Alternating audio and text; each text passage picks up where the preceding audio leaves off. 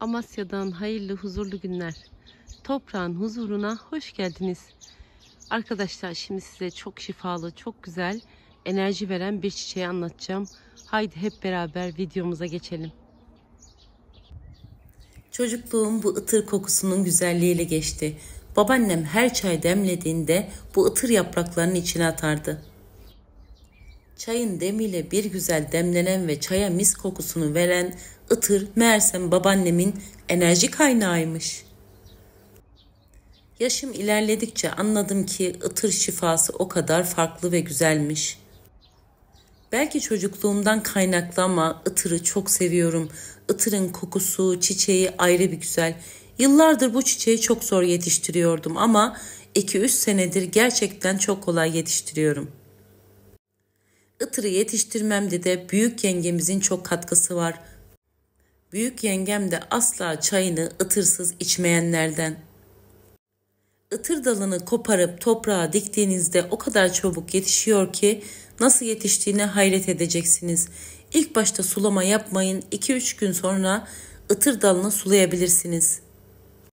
Sardunyagillerden olduğu için çok kolay bir şekilde üreyebilir. Itır çiçeği yani gül damlası aslında çok kolay yetişebilen bir bitki. Bir dalını koparıp bahçeye diktiğinizde de bahçedeki gelişimine hayret edeceksiniz. Gördüğünüz gibi ben dalları koparıp oraya buraya diktim. Çok da güzel yetiştiler. Şimdi bu yapraklardan koparıp kurutabilirsiniz. Çay olarak taze ya da kurumuş şekilde tüketebilirsiniz. Ben bir taraftan demlenmiş çayıma ıtır yaprağı atarken bir yandan da sizlere faydasını anlatmaya çalışacağım. Sindirim sistemini destekleyen ıtır basit gaz sorunlarına çözüm sunabilir. Özellikle ıtır çiçeğinden yapılan bitki çayının hazımsızlığa çok iyi geldiği biliniyor. Sindirim sistemini düzenliyor ve çok güçlü bir idrar söktürücü özelliği var.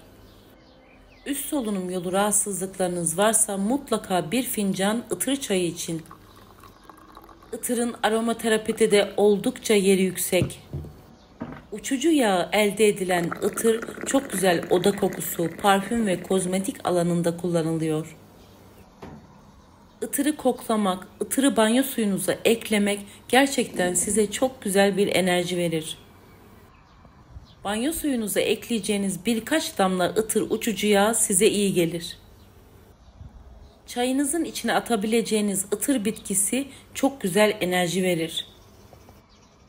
Itırla demleyeceğiniz çayı banyo suyunuza da ekleyebilirsiniz. Itır bitkisini hem ruh güzelliği hem de cilt güzelliği için kullanabilirsiniz.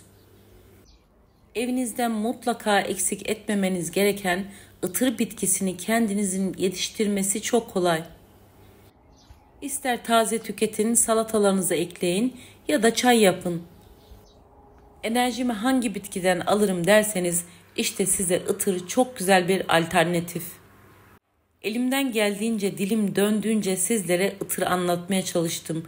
Itır hakkında konuşulacak o kadar çok şey var ki yeni videolarda görüşmek üzere. Sağlıcakla, şifa ile kalın.